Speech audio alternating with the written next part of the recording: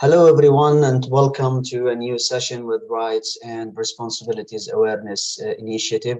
Today, we are having Mac Ross, a professor from Western University, to talk to us about a very important topic. It's accessing youth sport and recreation. Thank you very much, Mac, for being here tonight with us. Thank you for having me. Well, it's our pleasure, sir. We would like to hear more about this important topic. As youth is a very essential and important element in our community, and we would love to see them building more and more contribution into that community. And sport would be one of the most important elements that they could invest in. So, would you please just let us know more about that? Sure. So I'll start off by saying a little bit about myself. I'm an assistant professor here at Western University, where I teach I would say, management, history, and sociology of sport for the kinesiology department. I'll give you a little bit of background about sport in Canada, since these videos tend to be particularly important for newcomers to Canada. So here in Canada, since we first kind of organized into an independent nation in 1867, and even a little bit before that, we've had really a couple national sports. So the first sport was lacrosse, which was appropriated by the British from primarily the Haudenosaunee peoples, the Iroquois people, the Six Nations, and adapted to meet British perceptions of what was an appropriate sport. So in the process, unfortunately, much of the spiritual as well as practical implications of the sport were lost, and it became a sport more by the definition of Britain at the time, with rules, a regulation sized playing field, the same number of people on each side, things like that, where it had been much more flexible and had deep meaning for social cohesion, and even in training for war and hunting and physical fitness and things like that, prior to colonization. A lot of that was lost, and it became a sport for the elite. Today, it's not so much a sport for the elite as it is a mass participation sport. It's our summer national sport. Later on, we incorporate hockey into that, and hockey becomes our national winter sport. Hockey kind of emerged in an interesting way. So after 1867, we already have lacrosse as our national summer sport. In the winters, Canada is looking to differentiate itself from both the British, who were obviously the primary kind of our cultural reserve, I guess, in terms of our sports that we had. So we had cricket, we had soccer or football.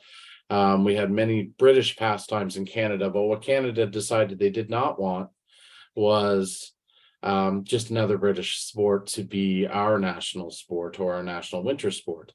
Likewise, they didn't want to adopt an American sport. We kind of had the two. We were heavily influenced by the two forces of the UK and the USA.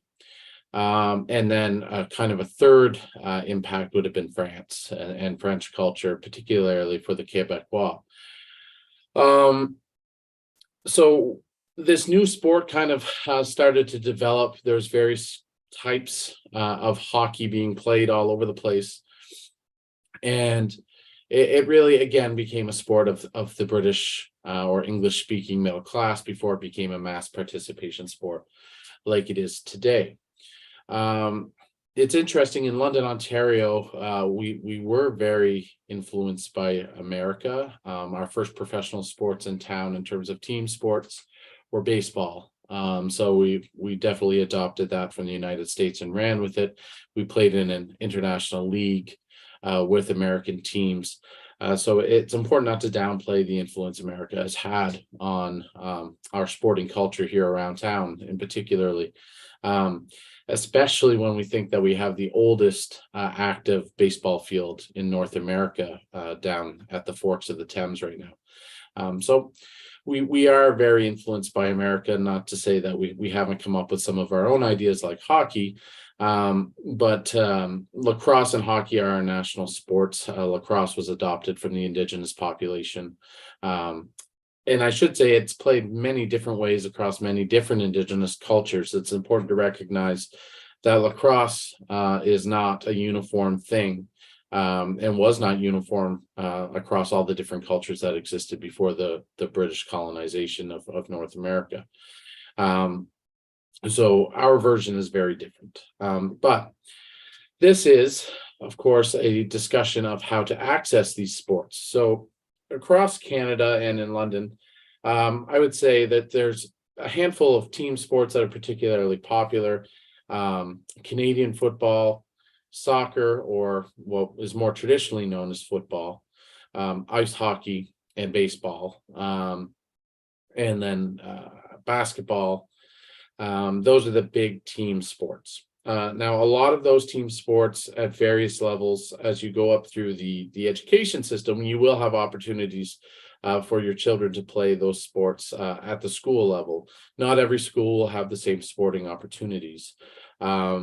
Certainly, the Catholic school system across town tends to have very good sports opportunities. And then it's a little bit different in the secular public schooling system, where it really depends on the resources that are available school to school. Beyond that, if you want to participate in sport or gain access to sport, soccer is primarily a recreational sport up to about ages 6 to 8, and then players start to decide whether they would like to play competitive or not. And there's very different levels of competitive soccer all across the city, which makes it a little bit complicated. So there's an academy stream, it's called, that's kind of in line with Toronto FC, and things like that, where you really are set up to flow through the various steps to be a competitive soccer player. And the goal of that system is really to put children in a position to play professional sports, which may or may not be their goal. And as parents, we don't always want our children to necessarily be going down that route, because it's a lot of time, it's a big commitment. And the same goes for ice hockey. So there's various levels of ice hockey you can play all over town. There is the kind of traditional Hockey Canada oriented ice hockey that consists of 5 or 6 different associations all over the city. There's Oak Ridge, the north has a team, the south has teams, and you're kind of put into those teams based on where you live. Those are primarily, they have different skill levels available, but ultimately you're tied to Hockey Canada, and there is a degree of progression worked into it, so you can move up into new challenges and things like that. But not everybody wants to play competitive sport, particularly of late, with Hockey Canada having a lot of challenges in terms of safety, both at the elite level and on down the line. More and more parents are looking to opportunities beyond Hockey Canada. So we do have alternative hockey here in Canada, here in London. One is called the Ice Dogs. They specialize in very young hockey players, beginning as young as age 3. They are not affiliated with Hockey Canada, and they really do focus on people having fun and learning to play the game.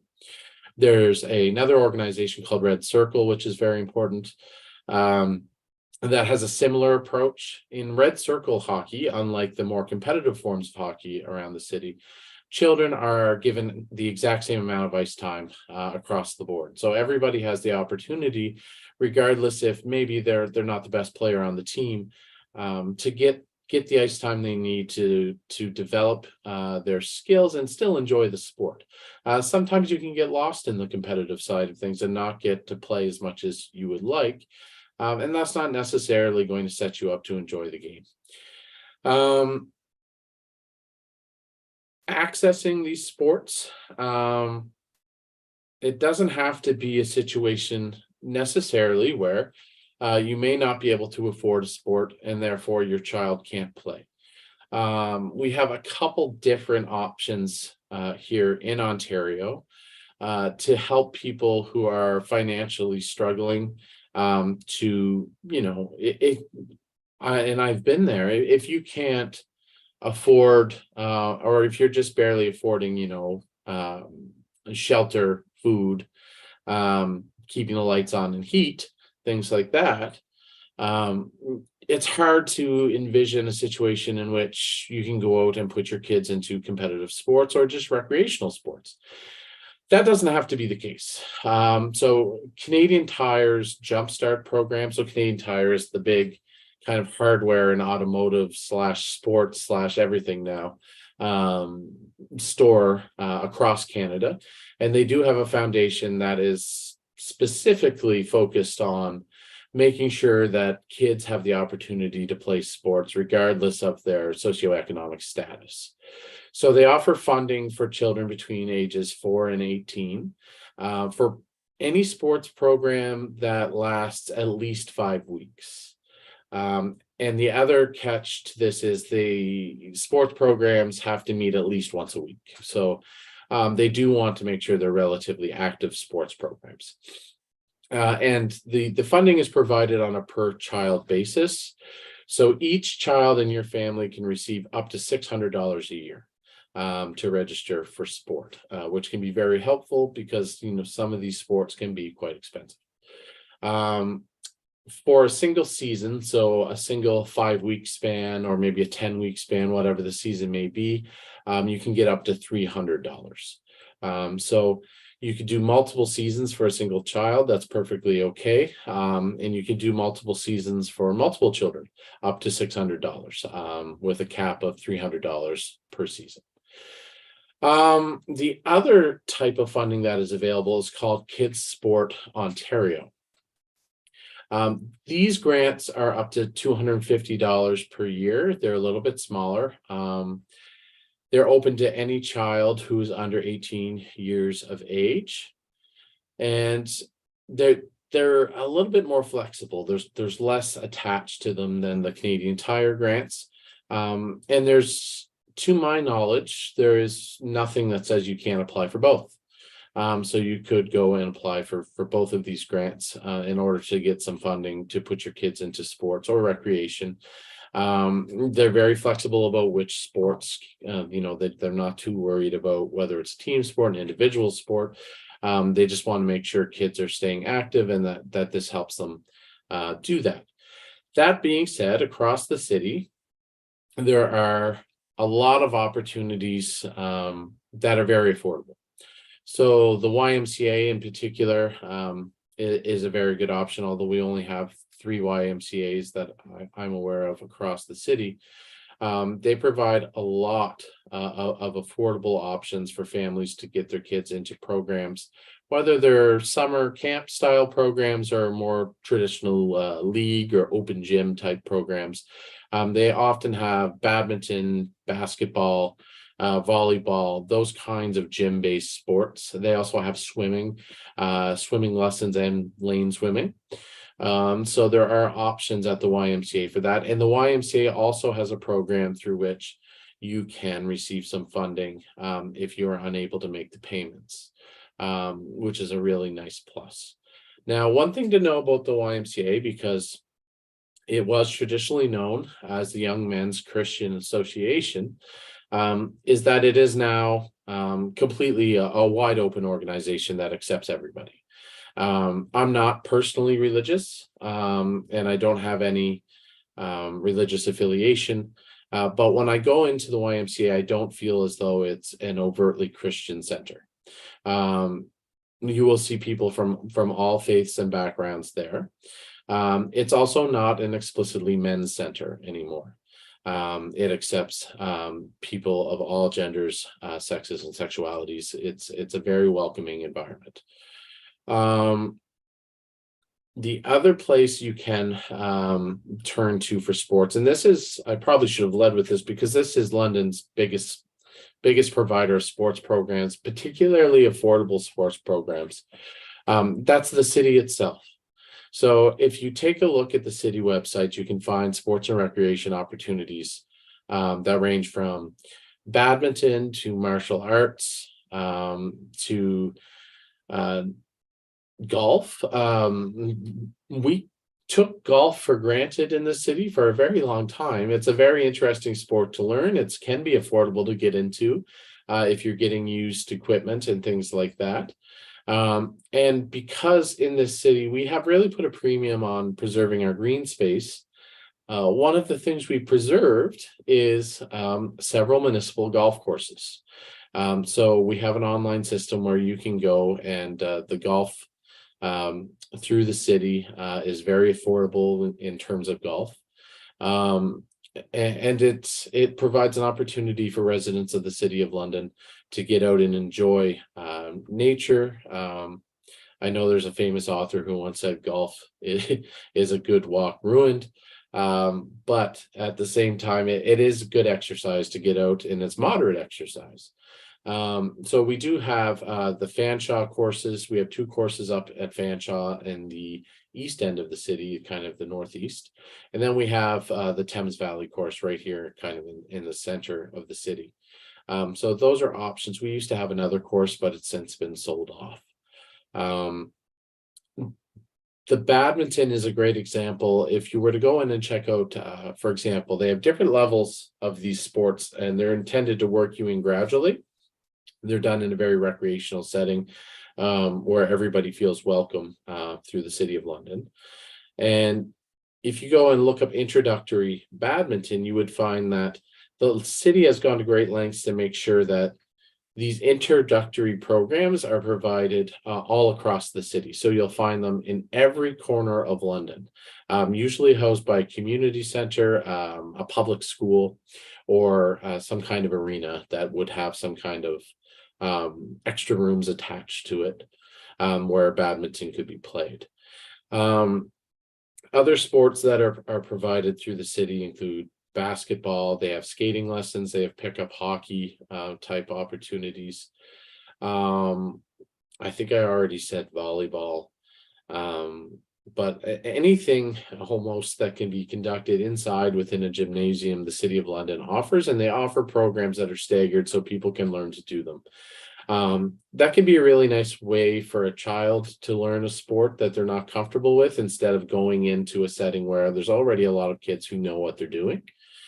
So my son, for example, has done basketball, soccer, a bunch of different things through the City of London. He's also done a few different YMCA oriented camps that were multi-sport. So every week they would do something a little bit different and he would get introduced to it.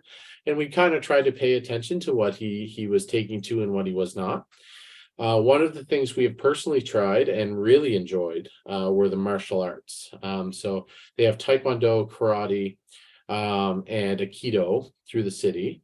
We did karate and we were blown away. It was something we never really thought our son would take to, because he's a little bit rambunctious and hard-headed, and we weren't sure if he could listen to a sensei like that and accept discipline, and we couldn't believe it. He absolutely did, and we can't wait for him to continue on through the learning process and continue to love karate. So one of the things I found really exciting about the City of London offerings is the fact that you get such variety and you can try it, and that there are, just like through the YMCA, financial supports available for anybody who cannot afford to pay their way. There's no shame in it. There's no reason to feel bad about it.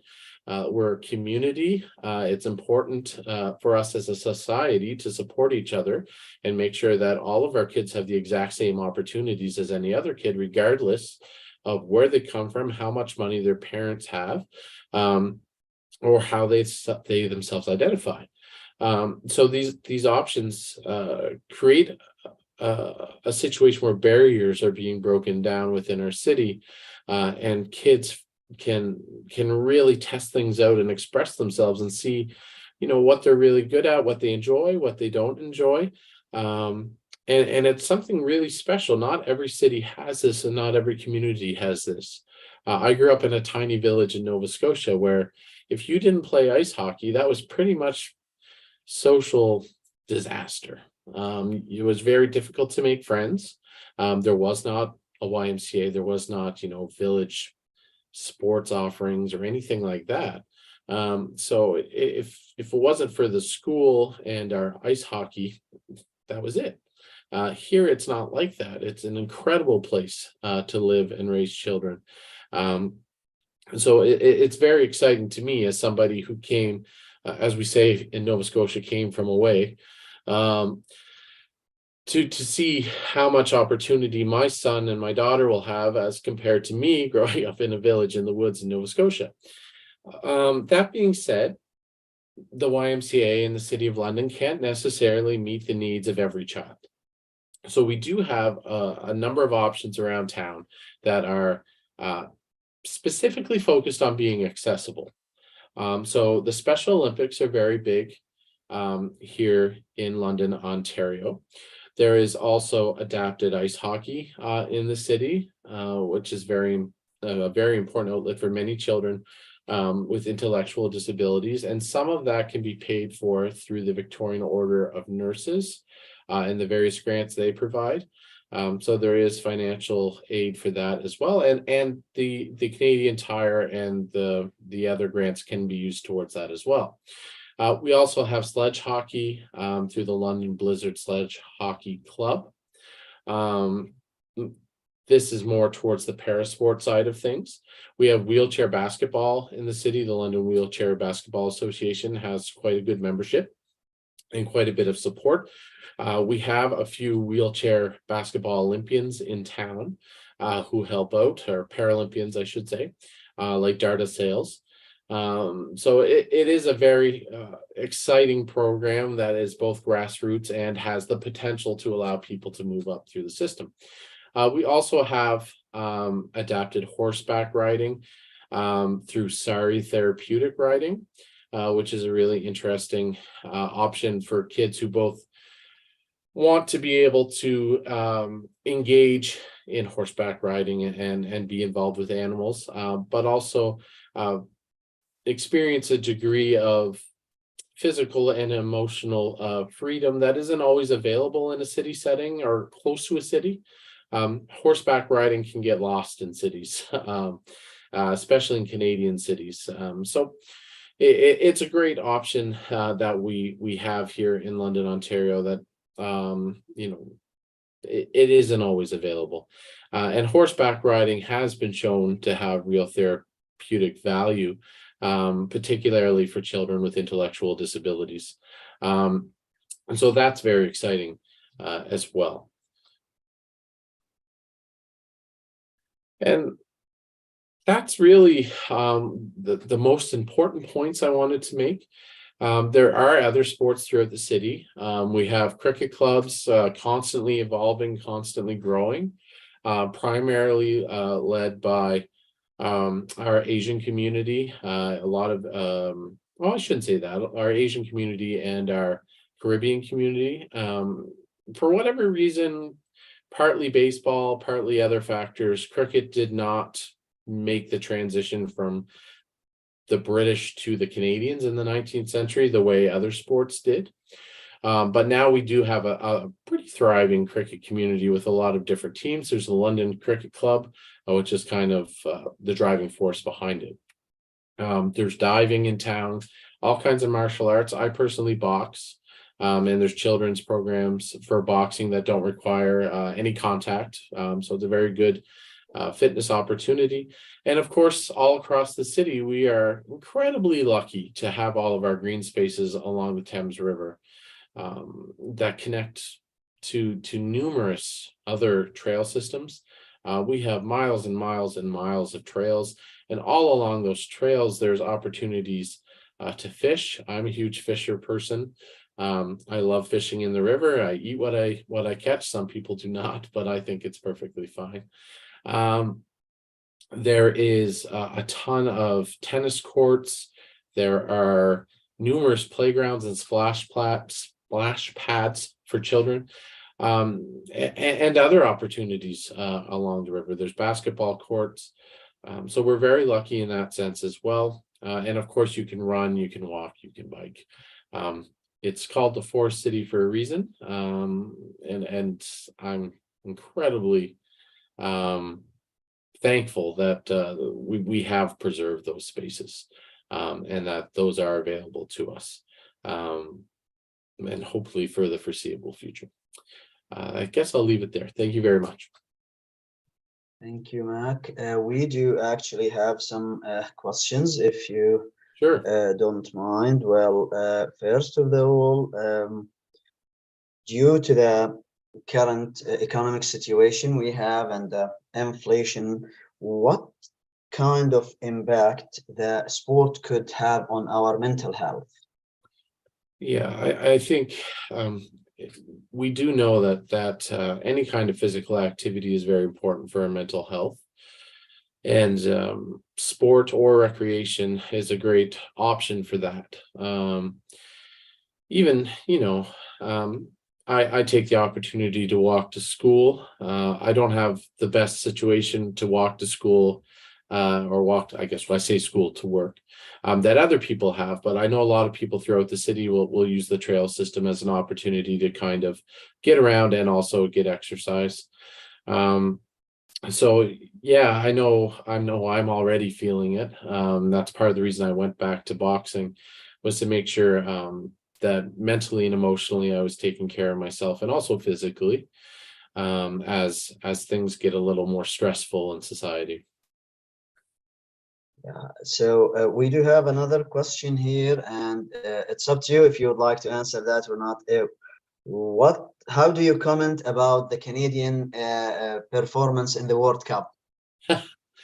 Um, I I think they were pretty lucky to make it. In general, the thing that bothers me about the World Cup performance is more that the women's football has been so good for so long, and the media has paid so much attention to the men's side, because they finally made it to the World Cup.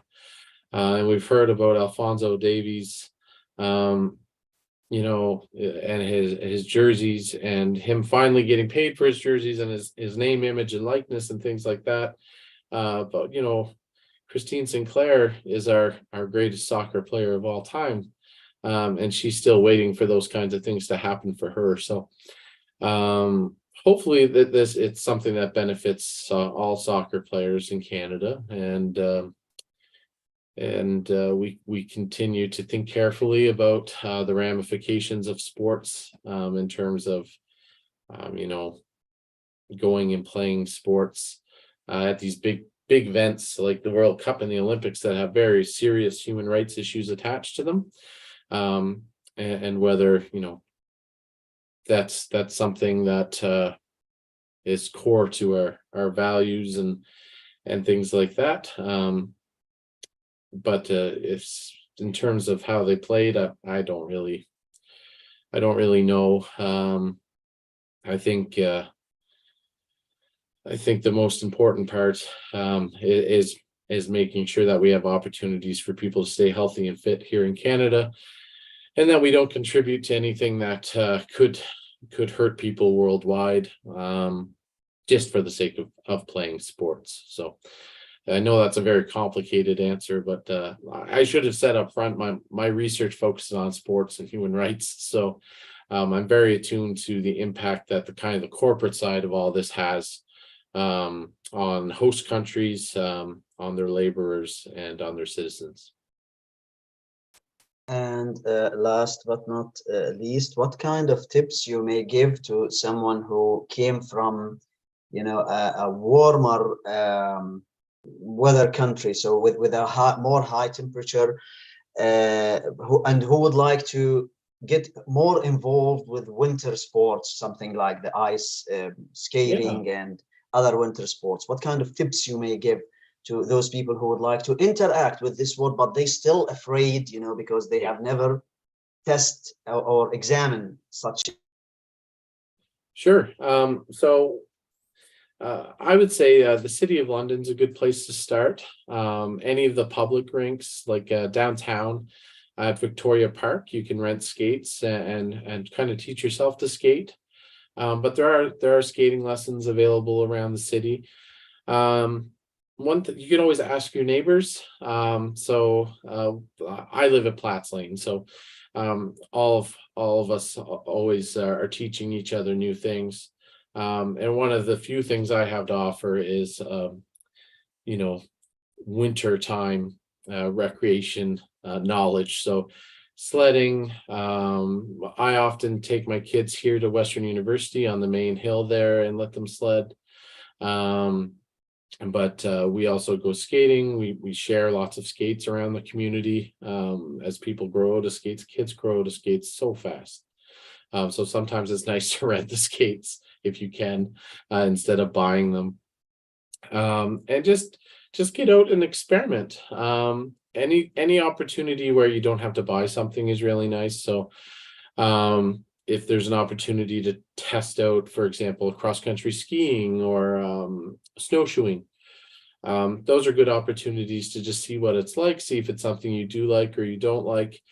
And also just obviously making sure you bundle up and that you dress warmer than you think you need to. That's one thing I've always learned, is that for some reason I always underdress, and about 20 minutes in I'm miserable, because for whatever reason I thought it wasn't that cold. Always prepare like it's going to be colder than even you think it's going to be. Thank you very much for those answers and for this wonderful and informative session. It has been an honor to have you here with us, Mac. Thank you very much for your time and knowledge, and we are looking forward to see you again with us at the Rights and Responsibilities Awareness Initiative educational sessions. Thank you very much, sir. Thank you.